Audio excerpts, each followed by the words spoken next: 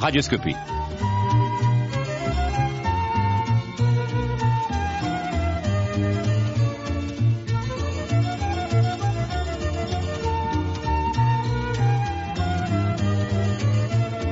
Radioscopie. Adrienne Cazeille. Jacques Chancel.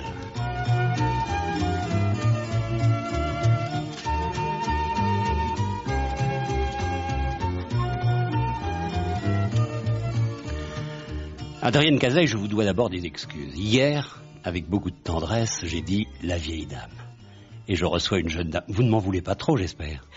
Non, d'abord, je suis vraiment une vieille dame. Je peux même dire que j'ai 56 ans. Mais enfin, Que je ne vais pas dire que 56 ans, c'est vieux. Que j'assume allègrement. J'assume allègrement mon âge, comme j'ai assumé mes cheveux gris quand ils sont venus. Et les premières rides, je pense que c'est pas l'essentiel de la vie. Je pense qu'on a 50 ans, une joie de vivre qui n'est pas la même qu'à 20 ans, qui est différente, peut-être meilleure quelquefois. Non, je n'ai pas entendu d'ailleurs, on me l'a dit. Non, mais moi, on m'avait dit, elle a plus de 80 ans. Alors moi, tendrement, j'ai dit, la vieille dame, digne d'ailleurs. Adrienne Cazeille, ancienne institutrice, on peut dire ancienne institutrice. Ancienne. Hein, attachée à sa terre, catalane par toutes ses racines, et plus que catalane des collines de l'Aspre, et c'est important de bien situer ses origines. Et je crois que vous êtes effrayé par la marche du temps, par la vitesse du monde, par le superficiel de la vie. J'ai lu ce que vous écrivez et j'ai l'impression que vous avez mal à votre pays, mais que vous êtes dans le même temps pleine d'espoir. Alors que se passe-t-il ? C'est assez difficile, c'est une évolution qui est assez longue. C'est sûr que j'ai mal à mon pays parce que mon pays est à une période assez pénible de son histoire, où ses habitants anciens l'abandonnent, certains par choix et beaucoup trop par nécessité, parce qu'il est en été peut-être, est-ce que j'oserais dire, envahi par une masse de gens. Vous êtes contre les touristes ? Je ne suis pas contre les touristes, je suis contre trop de touristes, contre trop de gens à la fois.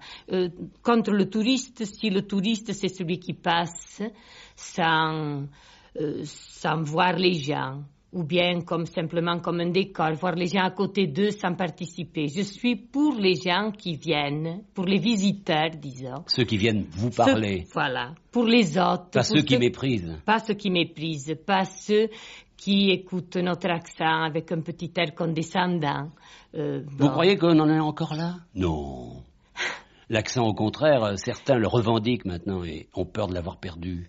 Oui, les Catalans le revendiquent. Ceux qui viennent disent oh, votre bel accent, mais avec l'air de dire, bien sûr, c'est beau, c'est comme le folklore, comme la sardane qu'on danse, comme les fêtes qu'on fait en été, qui devraient être faites, qu'on fait hors saison pour les touristes, comme toutes ces choses qu'on a folklorisées, avec des guillemets, parce que folkloriser, ça veut dire diminuer, rétrécir, enlever la valeur humaine des choses et en faire un spectacle. Or, ce qui était à l'origine du folklore, c'était pas fait pour être un spectacle, c'était fait pour être quelque chose de vécu, qu'on vivait ensemble. Si c'était une fête, tout le monde participait, tandis que là, on fait une fête où il y a des gens qui regardent. Et des gens qui dansent, c'est un peu, ça me fait penser au montreur d'ours un peu, et nous faisons l'ours dans cette histoire. Alors Adrienne Cazeille, vous pensez vraiment que nous avons perdu nos racines ? Je dis nous parce qu'il faut parler au pluriel, et qu'autrefois il y avait plus de racines qu'aujourd'hui, dire un plus grand amour de la terre, un véritable grand amour.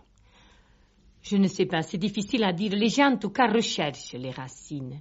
Quand j'ai écrit ce livre, j'ai été étonnée par le nombre... C'est votre premier livre ? C'est mon premier livre, sans doute le seul, parce que ce n'est pas mon métier d'écrire, que je ne pensais pas être capable d'écrire un livre. Si je l'ai écrit, c'est parce que je le ressentais si profondément, cette période de transition, cette période où tout avait l'air un peu mal parti, où je voulais dire...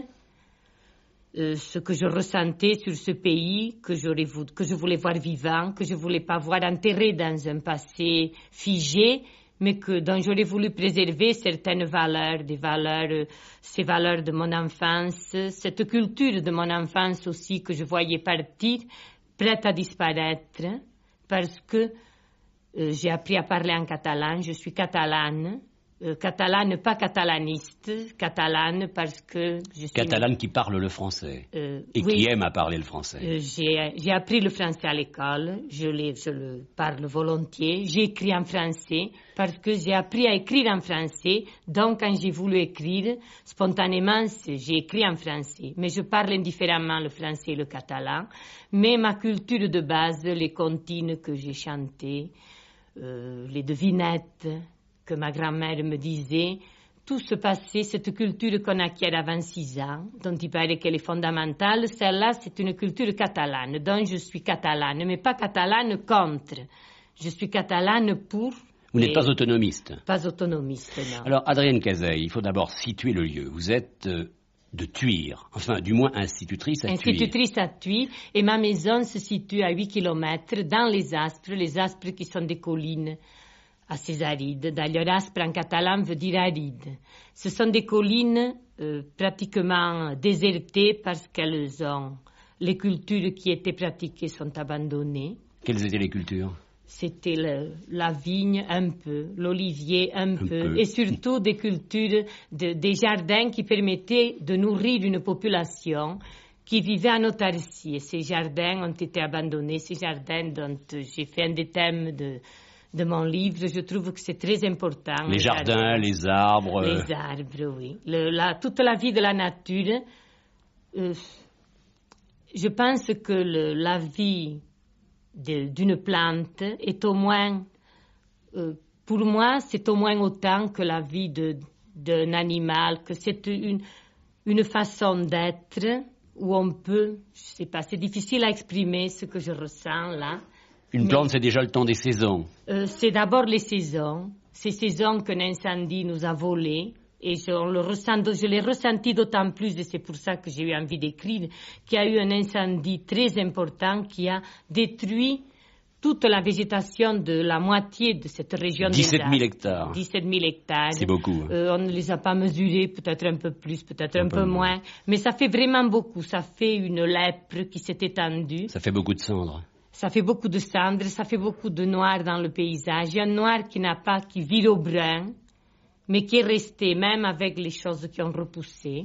Alors, Adrienne Cazay, vous parlez de cette langue, vous parlez du catalan, et peut-être êtes-vous responsable vous-même. Je vais vous dire pourquoi.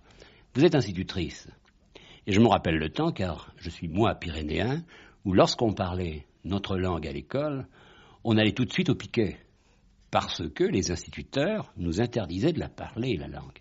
Avez-vous fait de même avec vos élèves? Leur avez-vous dit non, ici, c'est le français que l'on parle? Ce qui était tout à fait normal d'ailleurs, mais il fallait parler les deux.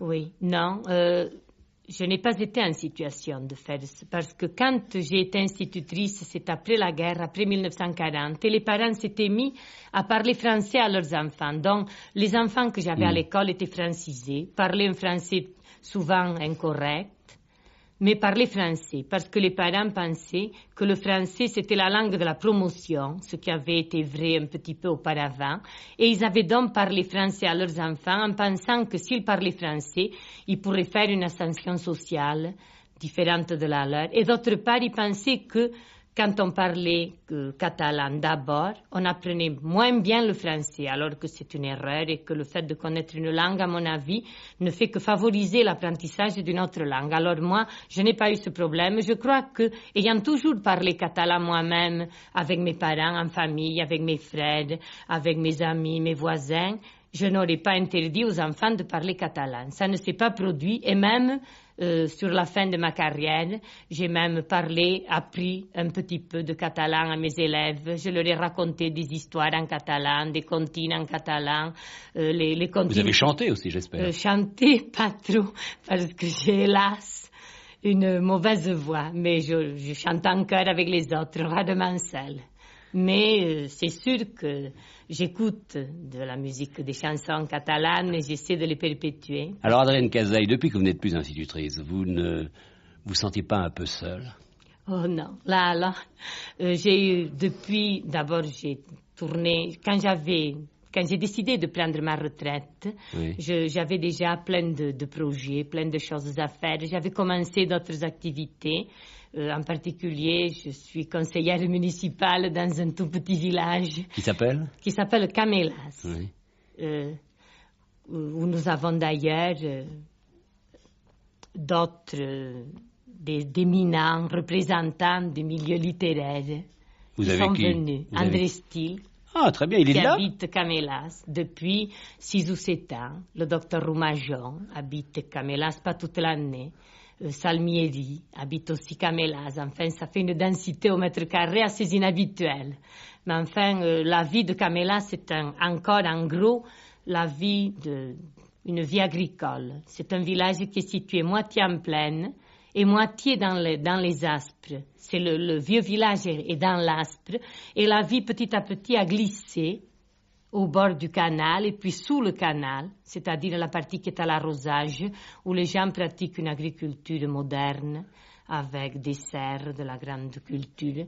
Et le vieux village, alors les maisons ont été vendues, restaurées, certaines à des gens qui ont senti la vie de ce pays, qui ont su garder, conserver les valeurs, qui ont essayé de préserver les vieilles pierres, qui ont essayé de ne pas détruire ce qui faisait cette unité, d'autres qui l'ont moins bien senti, certains qui ont revendu parce que quand on achète un jour de soleil, on supporte mal ensuite la tramontane et la grisaille de l'hiver. Mais en gros, pour le moment, il reste dans ce vieux village une certaine vie qui s'est recréée, mais qui est encore fragile parce que elle n'est pas fondée sur une activité vraie. C'est des gens qui ont choisi d'y aller vivre la fin de leur vie, ne disons pas la vieillesse, mais de vivre cette période où on a du temps devant soi, où on veut avoir de l'espace autour de soi, où on veut entendre les oiseaux quand on se réveille le matin, où on ne veut pas avoir cet horizon haché de tours, de ces tours que j'ai trouvés si incongrus ce matin en débarquant. C'est terrible Paris. À Paris. Ça fait peur. Enfin, je viens de temps en temps, très rarement à Paris. J'ai vu de loin en loin son évolution, mais ce que j'ai vu ce matin en descendant à Orly, ce que je n'avais jamais vu, c'est cette urbanisation monstrueuse des environs de ces maisons semées comme des graines de mil qui envahissent les forêts. Je ne sais quelle est la forêt qui se trouve à côté d'Orly. Ah, tout est envahi de toute manière. On voit des pointes de maisons qui envahissent cette forêt. On a l'impression qu'elles montent à l'assaut. Elles vont, même si on arrête cette urbanisation, moi je pense que les arbres ne supporteront pas. Mais Adrienne Cazeille, vous avez parlé deux fois des valeurs, de ces valeurs qui partaient, des valeurs saines qui s'en allaient. Quelles sont ces valeurs que vous regrettez? Eh bien, c'est des valeurs non monnayables, disons, l'amitié, la solidarité un peu entre les gens, la gratuité, les choses qu'on fait pour rien. Cette notion de gratuité qui est en train de disparaître. Le sourire même. Le sourire aussi, l'accueil. Le fait que quand on rencontre quelqu'un dans la rue, dans la campagne, on rencontre quelqu'un qu'on ne connaît pas, on le salue. Je pense que c'est pareil pour vous en Bigorre. Ah oui. Même si on ne le connaît pas, et puis on est un peu curieux. À Paris, on ne se salue pas. Hein. Voilà. Et on pose, on dit bonjour, puis on dit il fait beau, ou vous venez de loin, quand on ne connaît pas. Et quand on connaît, bien sûr, on ne passe jamais, on ne se croise jamais sans se parler. Ici, les gens, on a l'impression qu'ils vous croisent sans vous voir. Vous êtes un élément du décor. Il faut aller vite. Il faut aller trop vite, oui. Et en plus, il y a cette notion de gratuité, de choses qu'on pouvait... les gens ne pensent plus qu'on puisse faire quelque chose pour rien. Alors que même on a l'impression, les gens, quand vous dites que vous faites une activité bénévole, ils vous regardent comme quelqu'un de pas normal. C'est pas tout à fait normal, c'est pas très normal. Il faut que tout soit rentabilisé, rentable ou rentabilisé. Alors que moi, je pense qu'on oublie toujours, il y a toujours un paramètre qui manque à cette rentabilisation. Mais Adrienne Cazeille, vous avez été une bonne institutrice? Je ne sais pas. Je n'ai pas sûrement été une institutrice extraordinaire parce que j'avais pas de méthode extraordinaire. Mais enfin, j'ai appris à lire à tous les enfants qui ont été avec moi, plus ou moins bien. Et j'ai gardé... Vous leur avez appris quoi en plus? Lire, ce n'est pas suffisant. Non, je leur ai appris que la paix, c'est ce qu'il y a de plus beau au monde. Je leur ai appris que dans le monde, il n'y a pas des blancs et des noirs, ou des jaunes, mais qu'il y a des bons et des méchants de chaque côté, quelle que soit la couleur. Je leur ai appris que si on veut que les autres vous acceptent comme vous êtes, il faut les accepter comme ils sont. Je leur ai dit souvent. J'ai vécu avec eux et une de mes grandes surprises, ça a été de voir mon premier élève l'année dernière qui est venu me voir dans le mas de ma famille où j'habite depuis que je suis à la retraite, qui était un peu chauve, un monsieur bien mis, et qui m'a dit « Je suis votre ancien élève ». Bon, d'après l'âge, je l'ai situé, j'en avais eu 6 cette année-là. C'était en 1942 et c'était au pied du Puy-Morens où j'ai débuté. Alors j'ai réussi, je ne l'ai pas reconnu du tout, bien sûr. Il y avait 37 ans que je ne l'avais pas vu. Et il venait avec sa femme parce qu'il il avait acheté mon livre. Il l'avait trouvé en venant en vacances. Il est à Paris. Il m'a dit... Bon, on a parlé, il m'a dit, vous n'aimerez pas ce que je fais parce que je suis professeur d'informatique. Et alors, qu'est-ce que vous avez dit? Alors, je lui ai dit, bon, ce n'est pas la chose qu'on fait, c'est la façon dont on le fait. Ça n'a pas d'importance. Et puis, il m'a présenté sa femme et nous avons parlé pendant 2 heures. Sa femme est institutrice. Elle a été étonnée de voir combien, 37 ans après, nous avions de choses à nous dire. Il nous restait énormément de choses en commun. Eh bien, je pense que ça prouve que j'ai été une institutrice. Et vous pensez que cette institutrice-là que vous rencontriez n'avait-elle pas beaucoup de choses à dire à ses élèves? Eh bien, même dans le temps présent? Eh bien, peut-être oui, mais elle avait sûrement des choses à dire. Mais les conditions peut-être ont changé. Le fait que c'était un tout petit village, que j'ai toujours été institutrice à la campagne, que j'ai gardé toujours mes élèves plusieurs années, que je n'ai jamais eu une classe, ce qu'on appelle maintenant la classe idéale, qui est la classe à un cours et on change chaque année au suivant, au suivant, au suivant. Là, vous les suiviez tous. Et moi, j'ai toujours eu des classes où je les ai gardées plusieurs années. Dans ce petit village-là, c'était une classe unique. Ça aussi, c'est honni maintenant. On dit que c'est quelque chose d'horrible, que les enfants qui sont là sont diminués parce qu'ils n'ont pas de relations, qu'ils n'ont pas assez de... Je vois que ces enfants-là, que j'ai eu en débutant, ils étaient 6, entre 5 et 13 ou 14 ans. Ils ont tous fait leur chemin. Je pense que ils n'ont pas été moins bien formés pour la vie. Vous regrettez un peu ce temps-là? Ce temps d'autrefois, c'est difficile. Enfin, le temps passe, on peut pas regretter. Je trouve qu'il y a des choses, qui sont bonnes. Vous aimeriez recommencer quand même, hein? Non, je n'aimerais pas recommencer. Non? C'est passé, c'est un temps que je ne regrette pas. J'ai des souvenirs heureux, j'ai plein beaucoup d'amitié. J'ai jalonné ma vie d'amis, que je vois quelquefois rarement, mais j'ai beaucoup d'amis dont je sais que si je peux arriver à l'improviste, taper à leur porte, et qui me rendront, ça m'est arrivé, de taper à la porte et de demander un service, et on m'a toujours rendu ce service. Finalement, je suis assez pessimiste de nature pour le monde qui nous attend parce qu'on pense, il semble qu'à l'apocalypse, toutes ces bombes dans ces silos qui attendent le moment d'exploser, que les gens élus, on ne veut pas y penser, on ne veut pas le savoir, mais enfin ça existe ça. Pour moi, c'est très grave, c'est très important. Mais malgré tout, vous voulez croire au bonheur. Voilà. Donc je suis pessimiste sur l'avenir. Mais je suis quand même optimiste sur la nature humaine parce que je me dis qu'au moins que tout le monde n'est peut-être pas beau, tout le monde il n'est pas beau, tout le monde il n'est pas gentil, mais qu'il y a quand même des gens qui sont bons plus que beaux parce que bonté c'est l'essentiel. Vous avez une famille? Je n'ai plus de parents, mes parents sont morts, j'ai 2 frères, j'ai des neveux. Pas d'enfants? J'ai pas d'enfant. Je ne suis pas mariée, je n'ai pas d'enfant. C'est une absence? Ça a été une absence. Il y a un moment où j'ai peut-être pensé, regretté. J'ai toujours eu beaucoup d'enfants autour de moi. J'en ai encore. J'ai un très bon contact, un contact facile, spontané. Les enfants viennent facilement avec moi.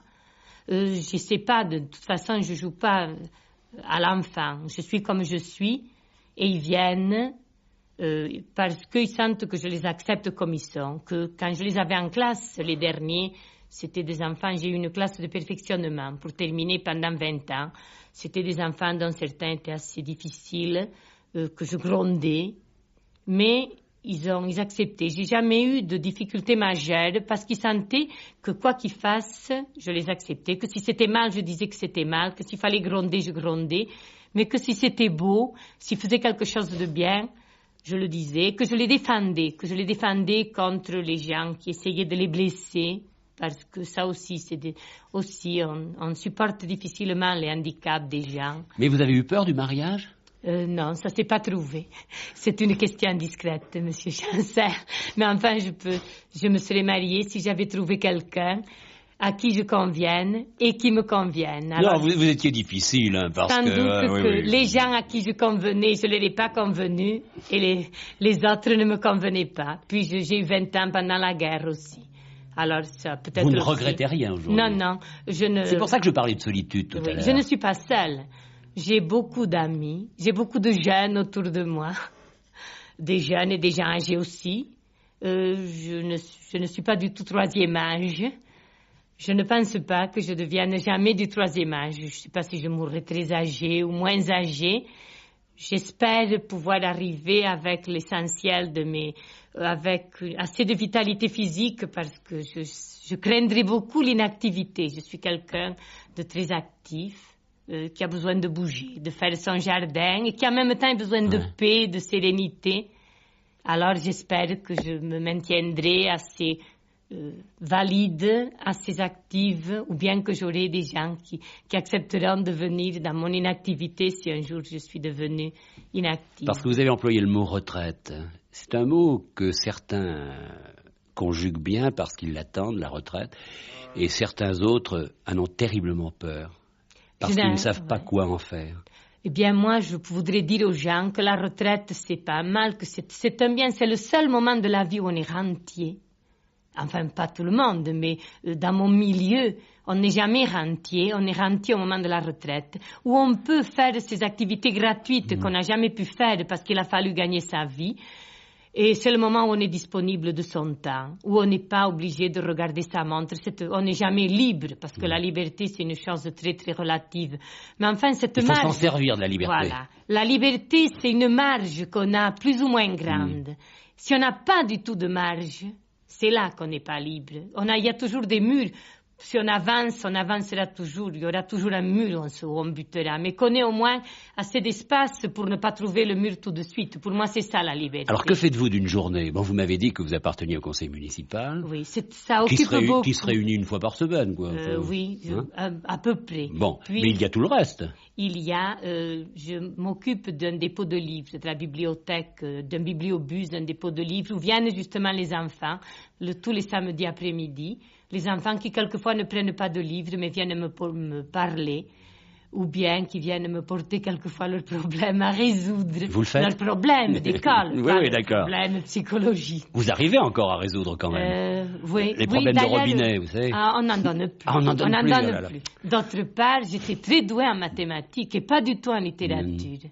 Aucun de mes professeurs de littérature n'aurait parié 5 sous de l'époque sur moi pour une carrière littéraire. Enfin, j'ai pas fait une carrière littéraire, disons. Vous auriez aimé? Non, pas du tout. Non. J'ai fait occasionnellement un livre parce qu'il y avait ce problème de ce pays qui était en train de mourir, ce pays qui est l'Aspre, dont nous nous éloignons beaucoup, mais enfin, c'est lui qui est le centre quand même. C'est le centre de mes préoccupations. Je voudrais que ce pays qui est en train de mourir par désertification parce qu'il ne produit plus assez d'argent pour vivre.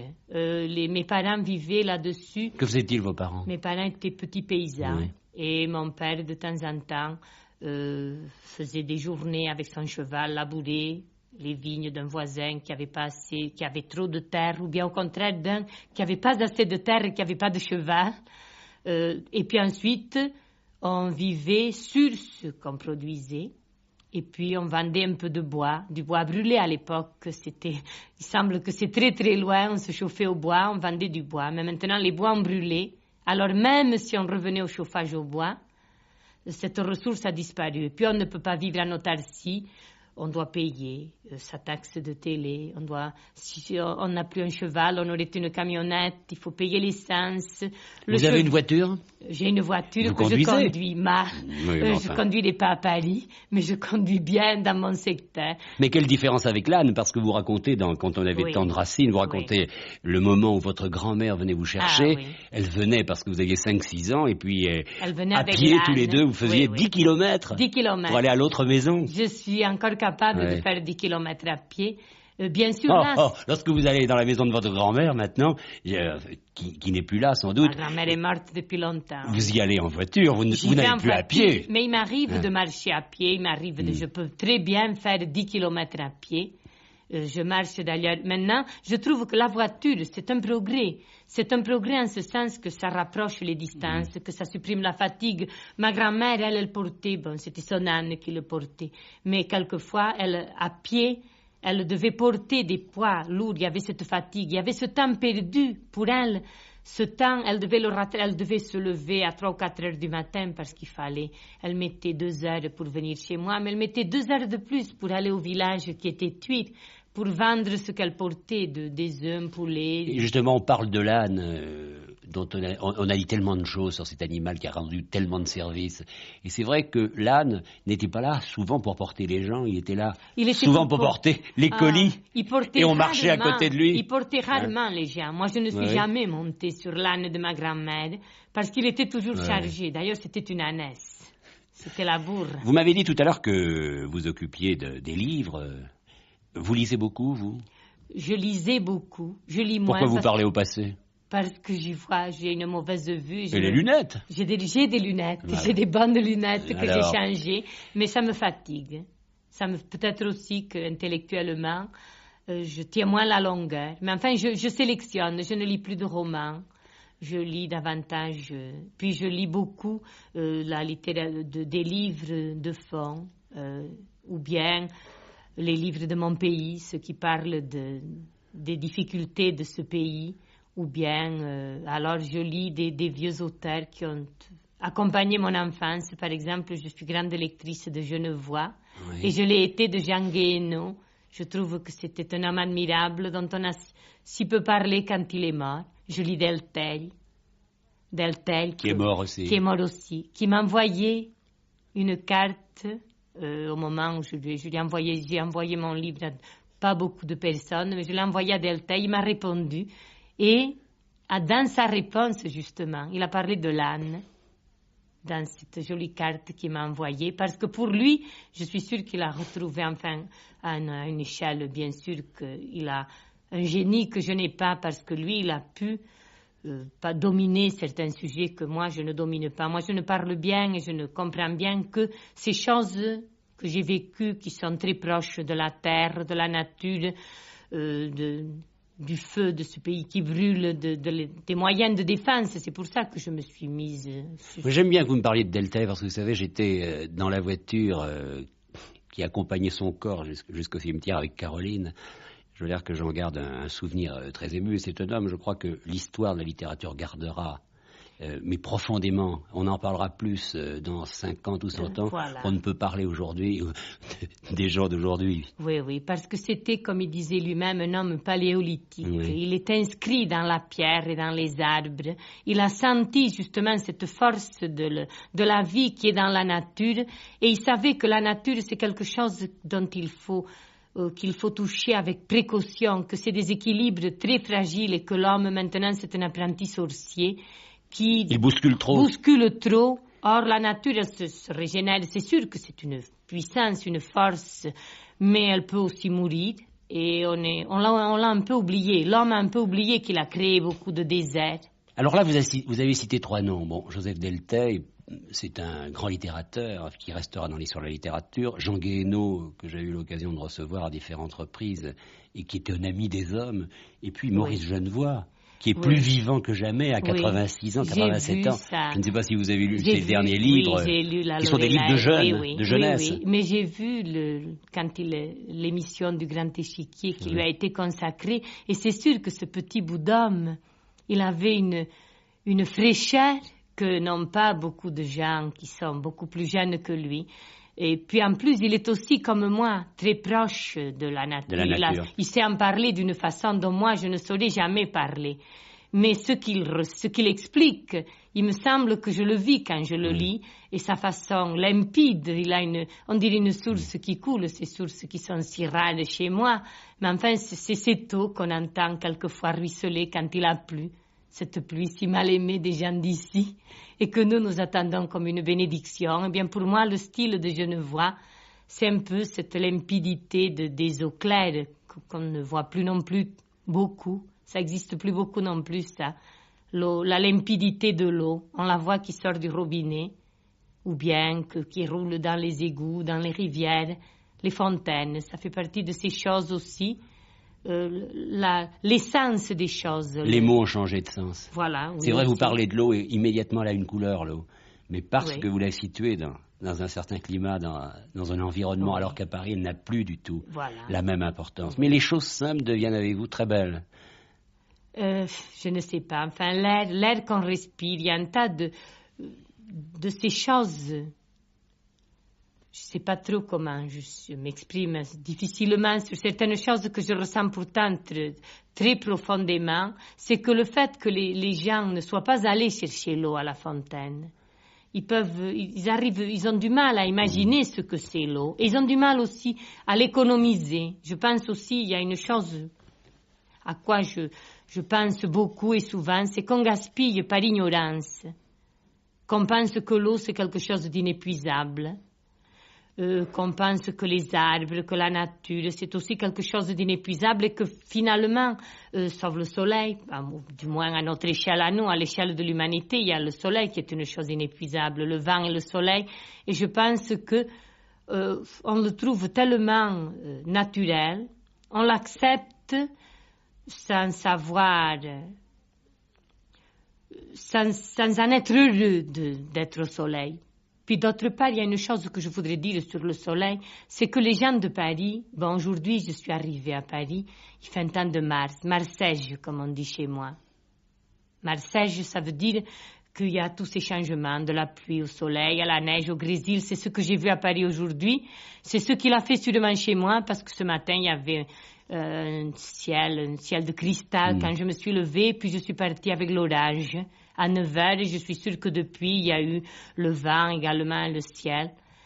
Mais vous parliez du soleil. Oui, je pense que les gens d'ici, ils ont coupé, ils ont fait deux parts dans leur vie. Une part avec le soleil qui est celle des vacances et puis une part sans soleil qui est celle de leur vie qui passent à Paris. Or, je suis venue à Paris en novembre, il faisait très beau, il y avait du soleil, mais les gens, ils vivaient comme s'il avait plu, comme s'il avait fait gris. Et je suis allée un jour à midi, entre midi et 2h, à la pointe de l'île Saint-Louis, il faisait très beau, il n'y avait personne. Il y avait un magnifique soleil, aussi beau que le soleil du mois d'août.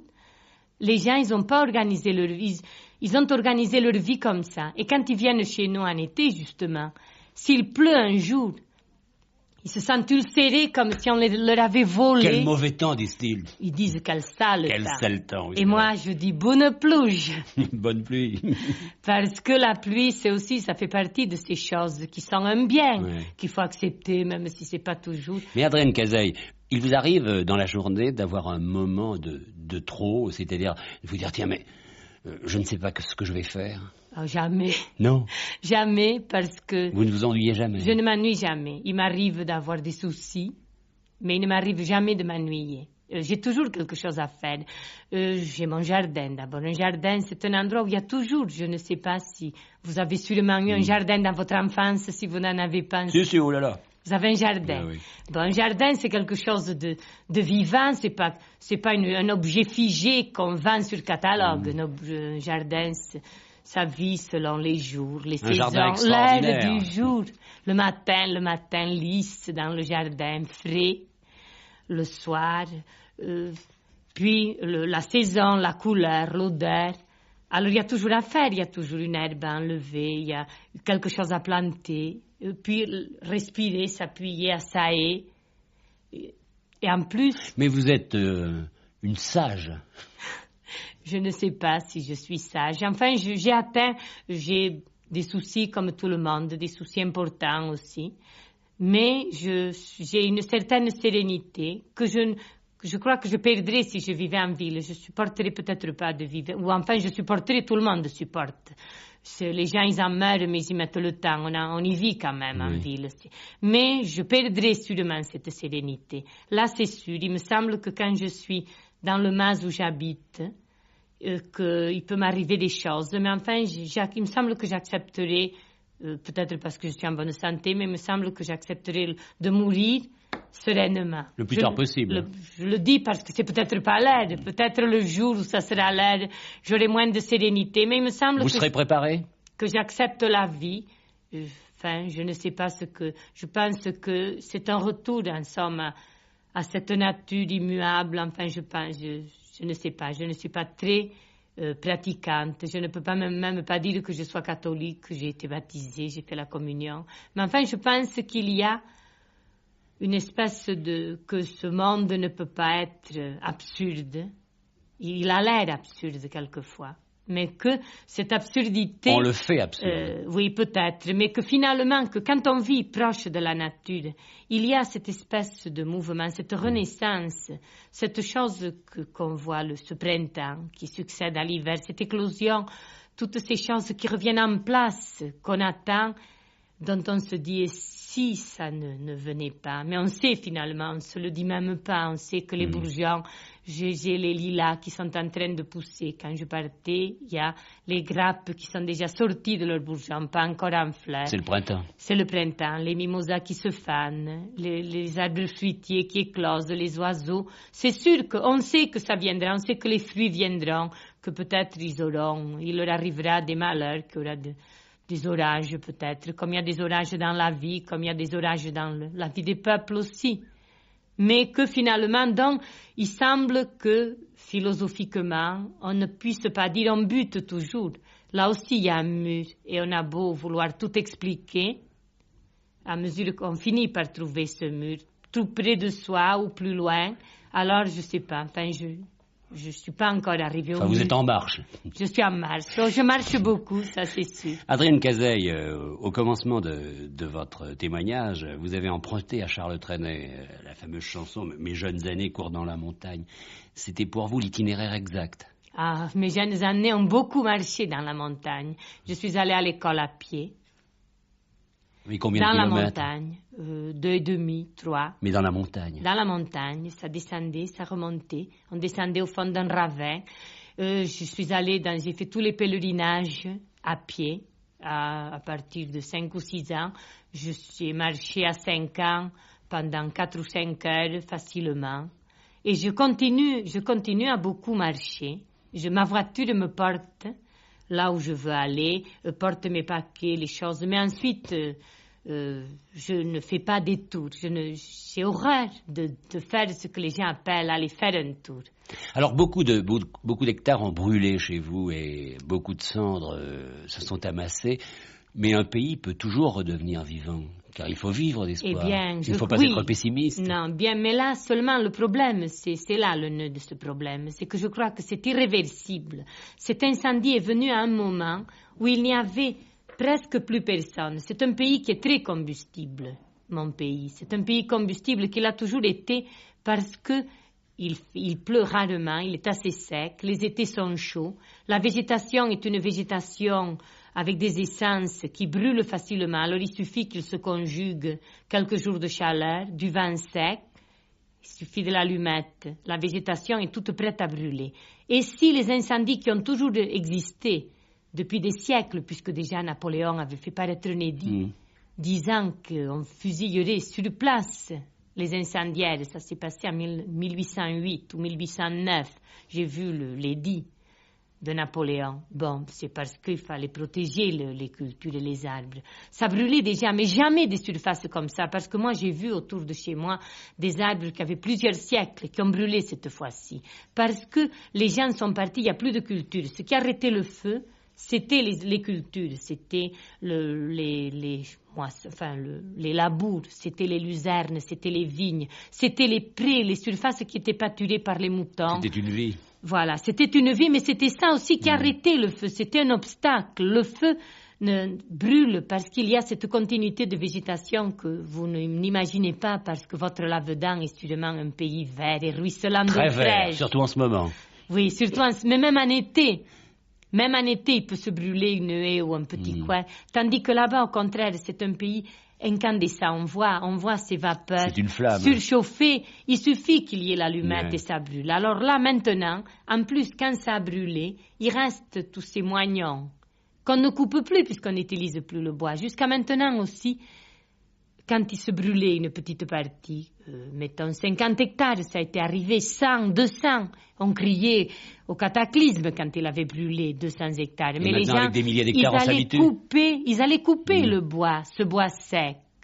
Ils allaient le couper et il ne restait que la plante verte. Maintenant, il reste en plus ce bois sec, qui sera comme de l'amadou dans 4 ans, 5 ans. Et tout recommencera. La végétation parasite. Or, il n'y a plus de culture. À mesure, il reste quelques exploitations, très peu. Très peu. Les gens ils ont déjà mon âge, pratiquement. Donc, ils y restent parce qu'ils y ont toujours vécu. Leurs enfants sont pas. Mais 56 ans, c'est très jeune. Oui, c'est possible. Bon, mais enfin, c'est pas. Ce qu'il y a, c'est qu'il y a des résidences secondaires qui ont acheté.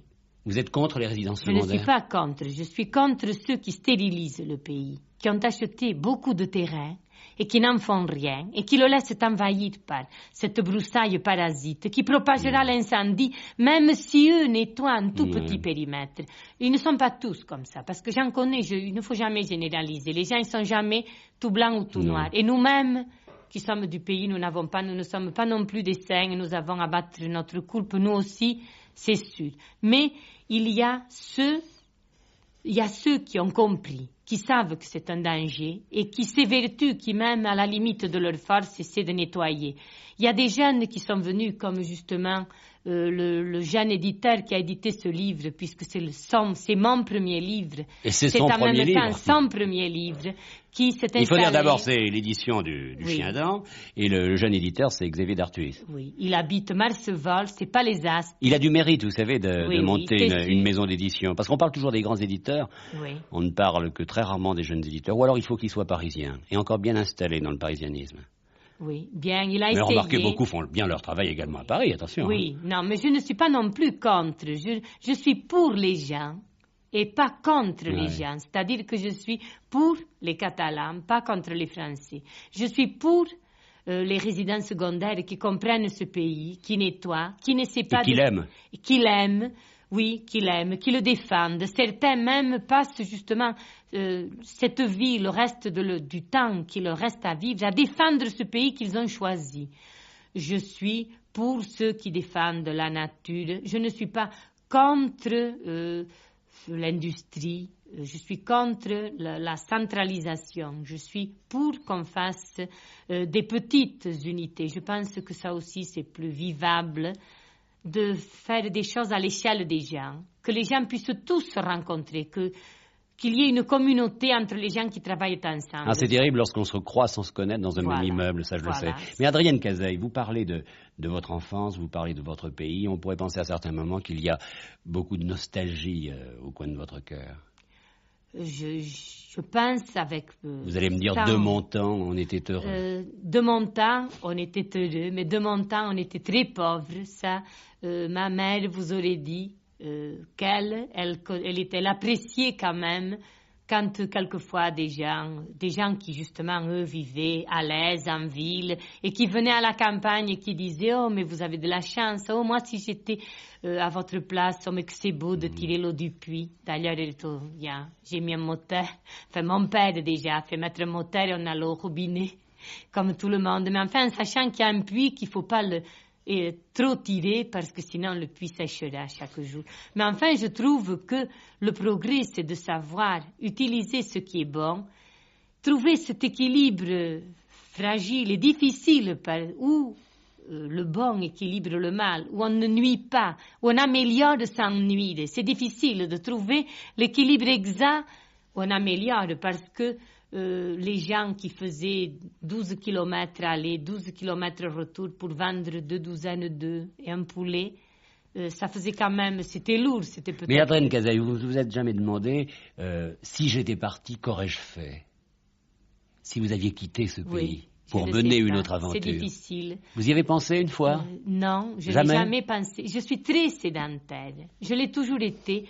Même finalement, j'ai peu voyagé par choix, disons. Pourtant, vous êtes curieuse. Oui, mais je trouve que les gens viennent à moi. Je connais beaucoup de gens et je rencontre beaucoup de gens. Il faut, s'il n'y avait pas de gens sédentaires, les gens qui viennent, qui rencontreraient-ils? Ils se croiseraient sans se rencontrer. Il faut bien qu'il y ait des gens qui soient stables quelque part. Le pôle d'attraction.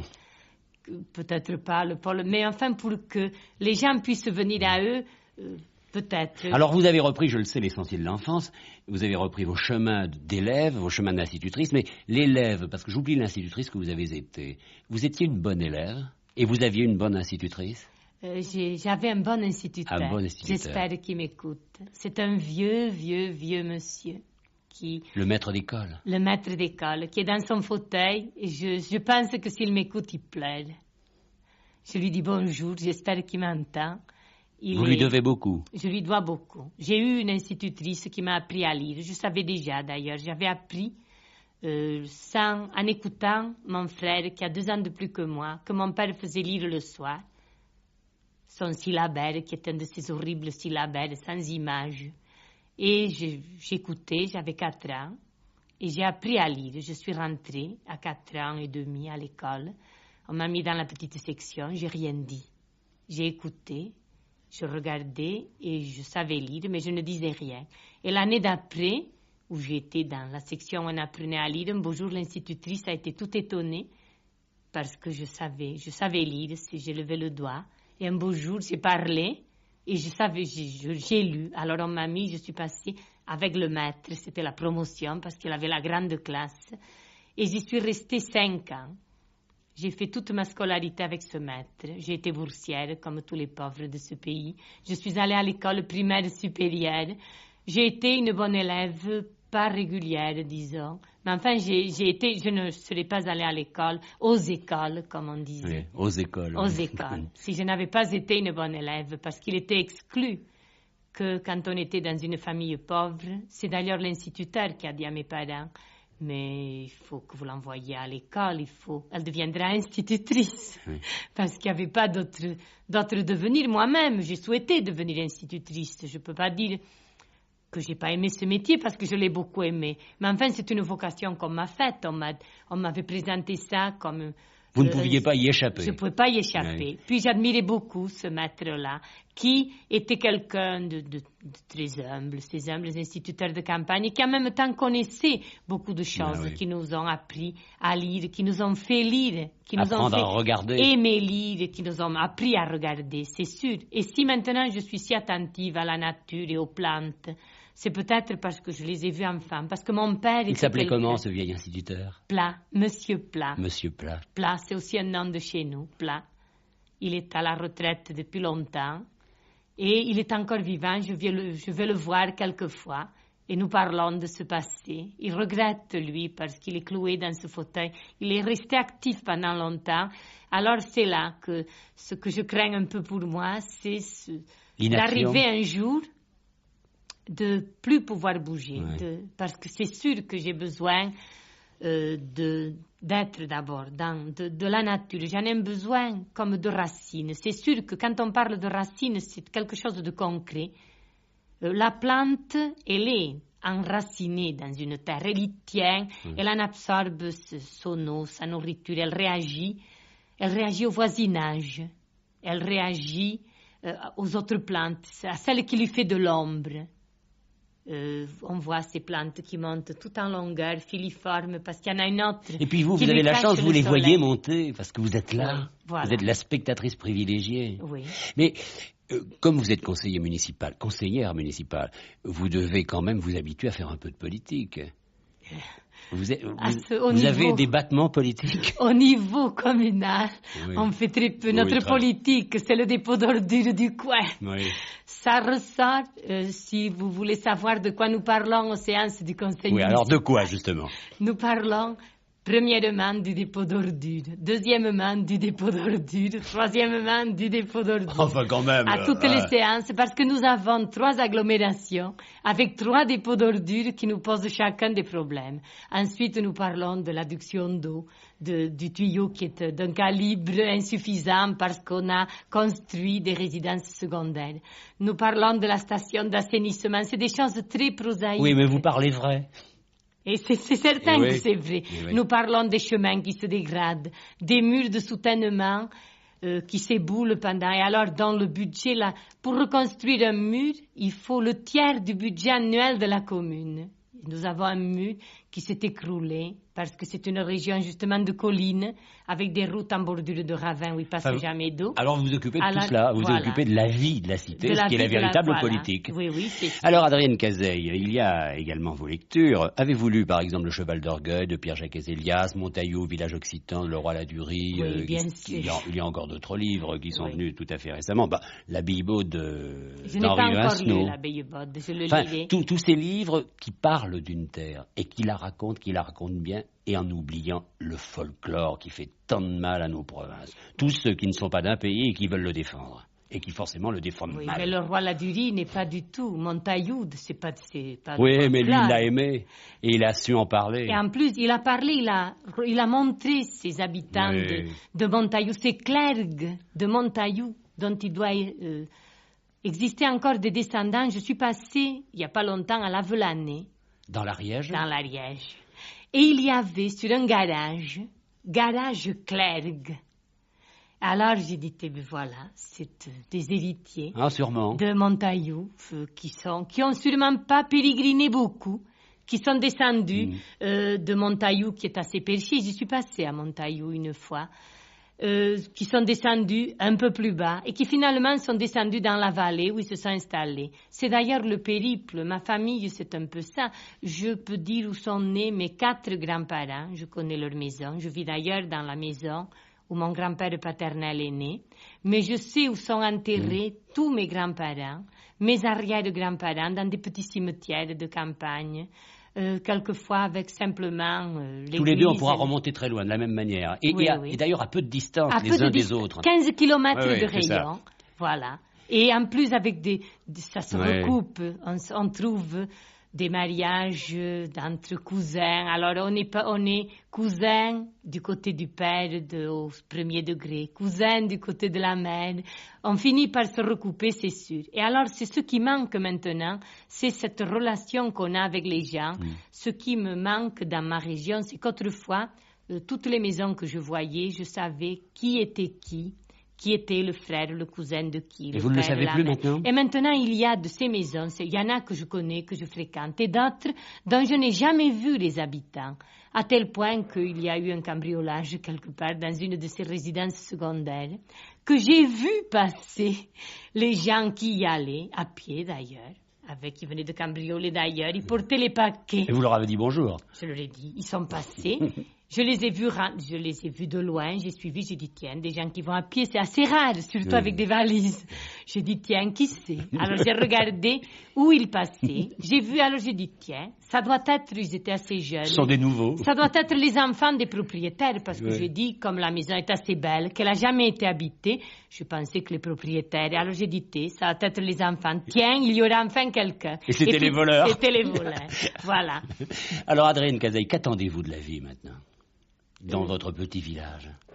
J'attends d'abord qu'on trouve une solution que je n'ai pas pour que ce pays retrouve une forme d'activité qui ne soit pas cette activité sporadique de 15 jours de vie pendant l'été, qui ne soit pas ce déferlement de gens qui viennent, parce que c'est physiquement, à la fin de l'été, on ressent une espèce d'impression de soulagement à les voir repartir. Et je m'en veux parce que ces gens, individuellement, seraient des gens avec qui on aurait du plaisir à parler, sans doute. Oui.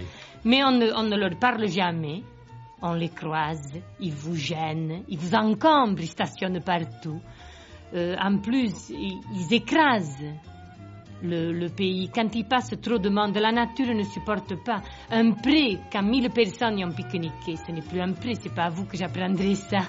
C'est devenu une terre battue. Alors, je pense donc que je voudrais que mon pays devienne un pays où on vient pour rencontrer des gens, un pays où on puisse vivre. Puis j'espère que je pourrai continuer à travailler mon jardin. J'espère aussi, enfin ça, qu'il y aura un peu la paix dans le monde. C'est une des choses que vous souhaitez, essentielles. Le grand espoir. Pacifique. J'aime pas les mots anistes, ni anisme, mais pacifique, je pense que c'est un mot très important. Merci Adrienne Cazeille. On a suivi vos sentiers d'enfance, on s'est promené avec vous. Et je dois dire que beaucoup de poètes ont dû vous accompagner, ils nous accompagnent encore. Vous avez employé les mots vrais comme chemin, arbre, soleil, paradis. Vous avez parlé de la foi aussi. Et puis, je crois qu'on a pu comprendre que vous étiez surtout à la source des hommes, c'est recommencement à la terre. Alors merci, et je rappelle que vous avez écrit chez un jeune éditeur de province, qui a eu le courage de monter une maison d'édition, ce sont les éditions du Chien d'An, Xavier Dartuis, et je rappelle le titre de votre livre, Quand on avait tant de racines. Et demain, je recevrai un journaliste, polytechnicien qui est tombé dans la presse, c'est le directeur du Nouvel Observateur et du Matin, le quotidien de Paris, et ce garçon que vous connaissez, Adrienne Cazeille, c'est Claude Perdriel. À demain, bonsoir.